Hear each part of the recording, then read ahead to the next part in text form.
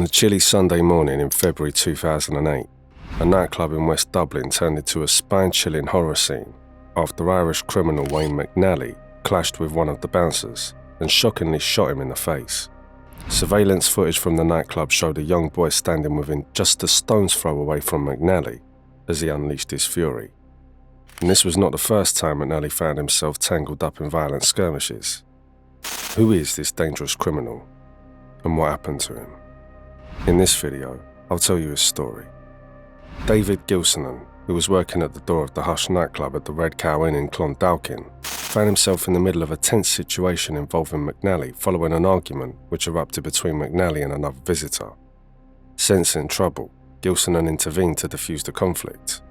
Both McNally and the other individual initially walked away, but McNally returned later, seeking entry to the club to speak with his girlfriend. However, Gilsonan, aware that closing time was imminent, refused McNally entry. Shortly thereafter, chaos ensued. A sudden shout of "Watch your back" was followed by a flash and a gunshot. Gilsonan felt the impact as the bullet tore through his face, leaving him with severe injuries. McNally, then just 23 years old, fled the scene in an Audi, which had been stolen from outside the Square shopping centre in Tala. Later that evening, two police officers patrolling Dolphin's Barn spotted McNally heading towards the city centre. They instructed him to place his hands behind his back, but McNally resisted.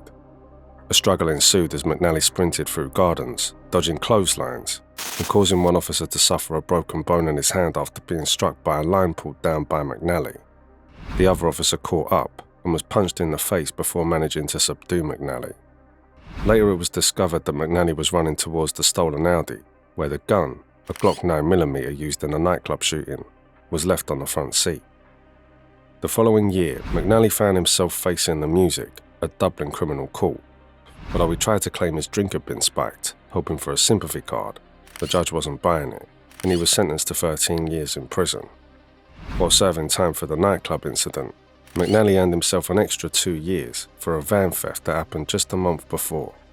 By that point, the father of two had racked up over 60 convictions, ranging from firearms offences to escaping custody, robbery, and multiple assaults. His turbulent journey began early. He dropped out of school at just 8 years old and spent significant time in institutions before landing in St Patrick's and Mountjoy prisons. His life was marred by heroin addiction from his early teens. McNally came to prominence in 2003 with a brazen carjacking incident outside an apartment block in Harold's Cross, during which he shockingly slashed a woman's neck. As Gardaí raced to catch him, one of his passengers whipped out a shotgun and fired shots on the pursuing Gardaí.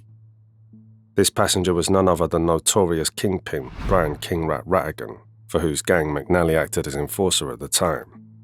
Sitting alongside McNally and Rattigan was Wayne Zambra, one of Rattigan's youngest and most trusted gang members, who met his tragic end 3 years later. McNally's role as muscle for Brian Rattigan's mob sheds light on his deep involvement in Dublin's underworld. Rattigan gained notoriety as a key player in the intense Crumlin-Drimnagh feud of the early 2000s.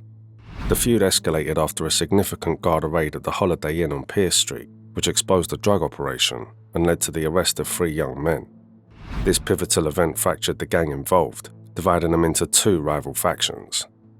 Brian Rattigan and his brother emerged as the leaders of one group, while Fat Freddie Thompson took charge of the other. Thompson's faction later merged with other criminals from Crumlin to become the primary suppliers for the notorious Kinahan Cartel, operating in Dublin's South Inner City. Years down the line, McNally found himself caught in the crosshairs as a member of Rattigan's inner circle. Despite warnings from law enforcement, McNally faced a harrowing ordeal in 2007 when a lone gunman ambushed him at his girlfriend's doorstep. As McNally opened the front door, a barrage of bullets tore through him, striking his face, legs, arms, and shoulder. Yet McNally miraculously survived the onslaught. Skipping ahead to 2017, after serving his lengthy 13-year sentence, McNally's return to freedom was marred by immediate danger. Just days after his release, he faced a dire warning from the Gardaí about a plot to assassinate him, orchestrated by Daniel Kinahan's gang. In response, McNally wasted no time and bolted to the UK. Despite his unwavering loyalty to Rattigan, McNally understood the lethal capabilities of the Kinahan Cartel, realizing they had the means to put a hefty bounty on his head. Back then, Rattigan was cooling his heels behind bars, leaving McNally in a precarious spot. The heat was on after the Kevin Street Gardaí rolled out Operation Respite, aiming their sights at Rattigan's drug empire in Dublin's south inner city. While Rattigan's associates operated within the heart of the Kinahan Cartel's territory, his gang extended its reach far beyond Dublin. They were also deeply involved in drug trafficking in areas like Cavan, Kildare and Limerick, where their main drug suppliers were none other than the notorious King Calliope gang. Gardaí feared McNally would step up to run the show for King Rat's crime empire once he was out of prison, but McNally's post-release plans took an unexpected turn. Instead of taking the reins, he opted to hightail it out of Dublin, leaving Rattigan seething with anger as McNally's sudden departure left him in a bind. McNally was one of the few trusted lieutenants who kept things running smoothly for Rattigan behind bars. His absence was a glaring void that Rattigan couldn't fill. To add insult to injury, Rattigan was released from prison in 2021, only to find out that McNally was nowhere to be found when he needed loyal allies by his side. The reason? In 2019, a UK court slammed McNally with not just one, but 2 life sentences, an outcome that sealed McNally's fate and shattered any hope of a reunion with Rattigan on the streets. In a wild and chaotic scene just a year earlier, McNally found himself embroiled in a booze and drug-fueled escapade that turned dangerously violent. On December 22, 2018, McNally had been at the home of a woman where they indulged in a mix of drinks and cocaine while getting into the holiday spirit of wrapping Christmas presents. As the night wore on, another man showed up, joining the festivities of drinking and snorting coke. But what started as a festive gathering soon spiraled into a chilling altercation. The woman lashed out at McNally, stabbing him in the leg over a dispute about cocaine use.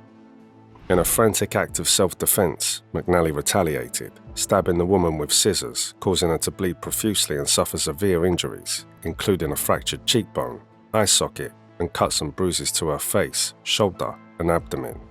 While the other man rushed to her aid, McNally turned on him as well.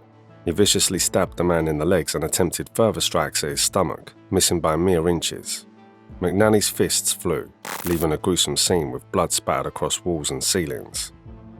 According to the judge presiding over the case, McNally's actions were reckless and excessive.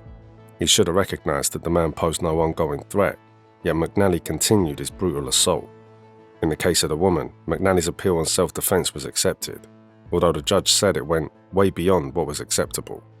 The man's injuries were of the utmost gravity: brain damage, internal bleeding to the brain, and skull fractures, as well as stab wounds.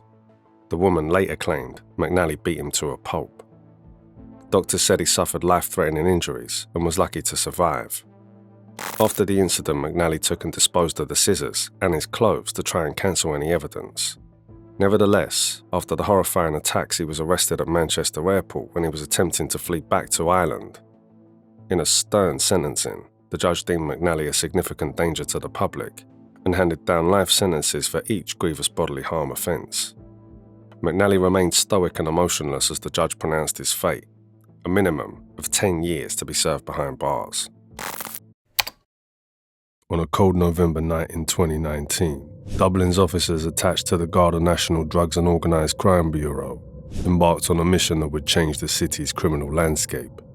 Armed with crucial information, they raided a house in Woodford Grove, Clondalkin. Little did they know, their actions that night would mark a turning point in the fight against organised crime.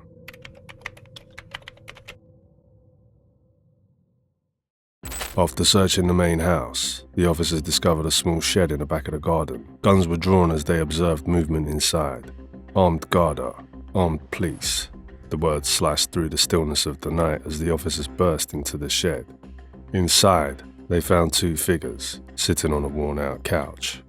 One of them was Trevor Byrne, a notorious criminal with a chilling reputation. With guns pointed at the men, officers ordered them to surrender. But Byrne just sat there, motionless, looking at them. After 2 more warnings and no reaction, the weapons were holstered, and the men were pulled from the couch and brought to the ground. That night, Dublin witnessed a significant victory against organised crime, as they finally captured one of the Kinahan Cartel's most feared gunmen. Just before Christmas 2020, Byrne was sent down for 9 years for firearm offences. In the shed, under the couch Byrne was sitting on, officers had discovered a loaded 9mm pistol A DNA profile that was found on the gun matched with Byrne's. Byrne eventually pleaded guilty before the Special Criminal Court and claimed he had the weapon for protection because of a threat against his life. He claimed that this threat had forced him to flee the country years earlier, in 2016. Just months after the 9-year verdict, Trevor Byrne, who has over 40 criminal convictions, found himself in the hot seat. This time he faced charges stemming from a botched armed robbery at Boyle Sports, a local bookmaker in the heart of Applewood Village in Swords, County Dublin. After the 2010 robbery, he hijacked a woman's car at gunpoint and threatened to kill her. The non-jury court found him guilty after they determined that a mobile phone dropped at the scene during the robbery was Byrne's. In addition, he was recognized from CCTV footage. Byrne was jailed for a total of 17.5 years for the firearm offences and the armed robbery, but that was not the first time he had to face a lengthy prison sentence. In 2005, one of the many other chapters of Byrne's criminal escapades emerged as he got sentenced to 8 years. Back then, he orchestrated a brazen off-licence robbery, holding 10 Gardaí at gunpoint and hijacking a patrol car. He then managed to escape in a taxi after holding a gun to the taxi driver's head while being pursued by Gardaí. Just 4 months after his release from prison, in November 2009, he carried out the Swords robbery. Trevor Byrne's story is one of violence, betrayal, and audacious criminality that has left an indelible mark on the city. But his notoriety isn't merely the product of his trigger finger. He ran the lucrative drug trade in Finglas for the Kinahan Cartel, a role that earned him both respect and fear. Under the tutelage of Glen David Ward, better known as Mr. Flashy, would later become the main man in Finglas, taking over control in 2017. His gang, named the Gucci Gang, terrorized the Finglas area for years. Byrne found himself under intense scrutiny as a prime suspect in the 2014 shooting of John Gilligan, a crime kingpin who accused Byrne of orchestrating assassination attempts against him in both 2013 and 2014. The animosity between Byrne and Gilligan had deep roots, dating back to their time served together in Portlaoise prison, during which Byrne reportedly assaulted Gilligan. The assault is believed to have been ordered by Brian Latossa Meehan, who was angry over a media interview Gilligan had given. Despite Gilligan's firm belief that Byrne was responsible for at least one of the attacks, Byrne faced no charges related to the incidents. Gardaí suspect Trevor Byrne's deep involvement in the violent Kinahan-Hutch feud, a brutal chapter that shook the city to its core. His name surfaced in chilling gangland gun attacks, notably the ruthless murder of Eddie "Neddy" Hutch, one of Jerry the Monk Hutch's brothers, 3 days after the infamous Regency Hotel shooting in 2016. Neddy had just finished working as a taxi driver and came home around 7:45 p.m. As he got out of his taxi, a group of 4 men stepped out of a BMW and approached him. They fired several shots before chasing him inside and gunning him down. Neddy was shot up to 9 times before collapsing and dying in the hallway of his own house, while his unsuspecting wife was also at home. Byrne was arrested in May 2016 and questioned for several days at Mountjoy Garda Station. He was one of the first 9 people to be arrested in relation to the murder after quickly being identified as a suspect. However, he emerged unscathed, released without charges hanging over his head. Yet the whispers didn't die down. Rumours of his involvement continued to echo through Dublin's alleys. Sometime after his release, Byrne left the country and was believed to be hiding in the UK. However, just when Dublin thought it had seen the last of him, Byrne resurfaced on the city's streets. He had returned to Ireland shortly before his arrest in 2019. Years later, in April 2023, while serving the 17.5-year prison sentence at Mountjoy Prison, Byrne was arrested for Neddy Hutch's murder for the second time. He is suspected of being one of the gunmen. The case is still ongoing, but even incarceration couldn't contain Byrne's influence. Inside Mountjoy Prison, he revelled in his gangster reputation, forming alliances with fellow Kinahan Cartel inmates. A prison album of mob pictures, taken in the high-security jail, paints an online portrait of a man who remained unbroken, living the high life with his fellow inmates. The pictures show how Byrne is linked up with several Kinahan Cartel members behind bars while celebrating his 40th birthday. The inmates pictured include Kevin Gibson, Graham Gardner, Glenn Thompson, and Robert Brown. Gibson, a close friend of senior cartel member Liam Byrne, was jailed for 7 years for masterminding a €280,000 cocaine smuggling operation. Kinahan quartermaster Gardner is serving a 9-year sentence for possession of a cache of firearms during a Garda operation targeting the Kinahan gang in 2016. Investigators believed the weapons were to be used to target a close associate of Jerry the Monk Hutch. Thompson and Brown, a former British Army soldier, were each sentenced to 17.5 years and 11.5 years jail time respectively for possessing guns. Together with Thompson's brother Gary, they were caught in a van in an underground car park 250 meters from the home of the planned target, Patrick "Patsy" Hutch, another brother of the monk. Garda intelligence has linked Byrne to associates of the Kinahan Cartel based in Dublin for many years. Years back, the veteran gangster had to call on his cartel associates to protect him from notorious crime boss Eamon the Don Dunn. Byrne was a close associate of slain John Daly, a fingerless criminal with a large mouth and a nasty temper. Daly was shot in 2007 over fears he was trying to muscle in on the Don's North Dublin patch. It is claimed that Eamon Dunn, along with hitman Paddy Doyle and caged fat Freddie Thompson, paid €10,000 to have him killed. Dunn feared retribution for Daly's murder when Byrne was released from prison in December 2009. Dunn demanded Byrne to help set up another criminal named John Paul Joyce to prove his loyalty, but Byrne refused and sought the cartel's help instead, via then-ally Gary Hutch. Hutch then reached out to Daniel Kinahan and got his permission to bring Byrne to the Costa del Sol. Dunn went on to murder John Paul Joyce anyway, before his own elimination the following April. On a bitterly cold and rainy night in early December 2016, Glen Clarke sat quietly in a stolen car, its license plates cleverly altered, nestled within the peaceful Riverdale housing estate in Dublin. It had been 3.5 months since he had killed his last victim on the Spanish island of Mallorca. Methodically, he put on a pair of gloves and pulled a sleek black revolver from the car's glove box.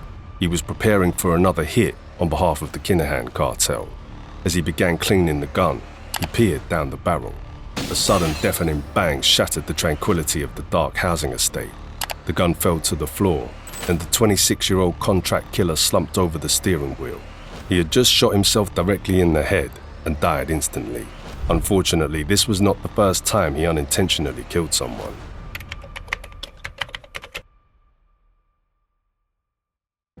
In the shadowy world of contract killings, precision is everything. Glen Clarke, with his scruffy appearance and a tendency to shoot first and ask questions later, was the antithesis of what one might expect from a professional hitman. His ill-fated career began with a bang, quite literally, as he embarked on his first mission in the Clondalkin neighborhood. On a fateful Saturday in August 2013, shortly after midnight, Clarke's target was supposed to be James Nellie Walsh, a man with a rap sheet as long as the River Liffey itself. But Glen, in his inexplicable ineptitude, had managed to mix up the names and faces in the worst way possible. Instead of Walsh, he found himself staring down the barrel at 21-year-old Dean Johnson. 8 deafening gunshots echoed through the desolate alley, and Johnson fell to the ground, just a couple of yards from his home. He was rushed to Tala Hospital, but later pronounced dead. Johnson was known to Gardaí, but was not considered to be involved in major criminality, nor did he have ties to organised crime. Gardaí are trying to piece together the final movements of a man shot repeatedly in the head as he lay dying on the ground in the murder of Dean Johnson in the early hours of Saturday morning. Say they're shocked at the level of violence used. News of the disastrous hit spread like wildfire through tight-knit criminal circles. The word on the street was that Glen Clarke was the worst hitman in the history of Irish organised crime, and his notoriety only grew with each subsequent blunder. However, time would tell that the Kinahan organisation wasn't too worried about this dubious reputation. At the time of Johnson's killing, Glen was working for a subcell of the Kinahan cartel which was run by Peter Keating, Clarke's personal friend. Keating was locked in a vicious feud with gangster James Nellie Walsh. Later, Keating received an 11 years jail sentence for his role in the botched murder plot of James Mago Gately. Although Clarke is suspected of being one of the 2 actual gunmen, there were others involved in the planning of the Johnson murder, all with connections to the Kinahan cartel. A total of 10 people have been arrested, but no one has ever been brought before the courts. Clarke was never charged either, and by 2016 he was ready to strike again. This time the target was Keith Murtaugh, a senior member of the Hutch gang. On a sunny spring afternoon in the Sheriff Street area, Murtaugh was having a pint at Nocta's pub, completely unaware of the danger that lured. At the same time, Glen Clarke was making his way to the pub on his pushbike, knowing that Murtaugh was a sitting duck. As Glen slowly pedaled up to the crowded pub, he pulled the brakes, lost control of the bike, and stumbled to the ground. Angry and embarrassed, he got back on his feet and pulled a gun out of his pocket. However, shouts of the gathered crowd alerted his target, and Murtaugh fled in total panic. A chase ensued as Clarke recklessly fired shot after shot into the distance. While Murtaugh was running for his life, another man made his way towards Sheriff Street. 24-year-old Martin O'Rourke. O'Rourke was a troubled man, fighting a heroin addiction and about to become a father of his fourth child. As he crossed the junction, another shot was fired, and O'Rourke was hit by a stray bullet. The unfortunate bystander crumpled to the ground, his life snuffed out in an instant. The aftermath of the shooting was nothing short of pandemonium. The Sheriff Street community was devastated. Glen's ineptitude had resulted in the death of an innocent man and chaos on the streets of Dublin. It was a miracle that more bystanders hadn't been killed that day, as it later turned out that Clarke had fired 13 rounds of ammunition. Martin O'Rourke had no connection with the ongoing Kinahan-Hutch feud. Many hoped that his murder would be the last one, but unfortunately, that was not the case. 4 months later, Glen Clarke was sent to Mallorca on what should have been a straightforward assignment: eliminate Jonathan Hutch in retaliation for the Regency Hotel shooting. Hutch was enjoying a family holiday at their regular holiday spot in Mallorca when he was spotted by a Kinahan associate. The cartel did not hesitate, but immediately flew Clarke out to the island. On the evening of August the 17th, the Hutches bumped into another Irish family. Together, with his wife and 3 kids, council worker Trevor O'Neill stayed at the same holiday complex. Trevor and Jonathan, who did not know each other, had crossed paths earlier that day, striking up a chat while enjoying a poolside afternoon. Later that evening, the 2 families ran into each other on a busy road near the complex. Together, they made their way back to the hotel. Meanwhile, Clarke had tracked down Hutch and was following him closely. As he crept up to them, he pulled his gun and reached over the shoulder of one of Trevor's kids to shoot at Hutch. However, Hutch was onto him and managed to escape. Clarke, in a fit of rage, turned to the first person he saw and recklessly fired 4 shots. Trevor O'Neill was hit in his lower back and died before the eyes of his wife and children.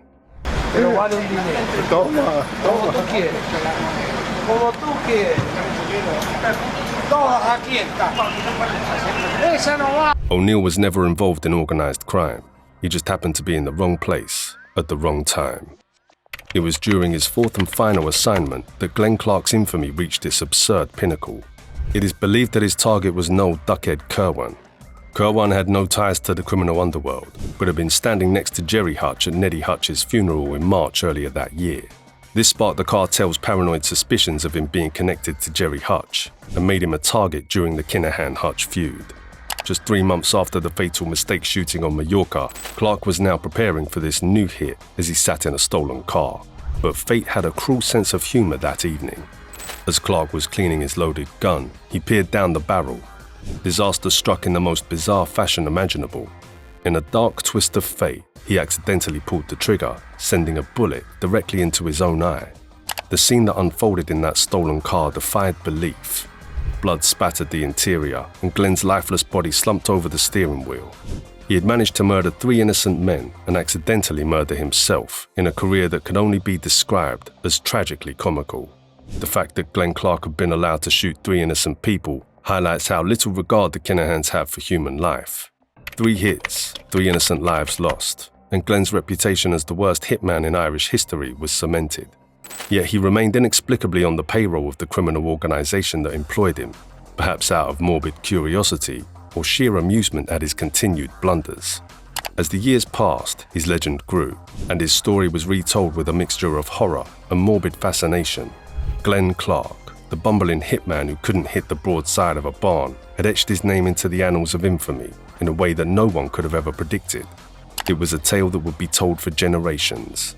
A grim reminder that in the world of crime, sometimes the most dangerous weapon of all is sheer incompetence. That was it for today's video. What are your thoughts on today's topic? Let us know in the comments, and don't forget to like the video and subscribe to our channel if you'd like to see our next videos.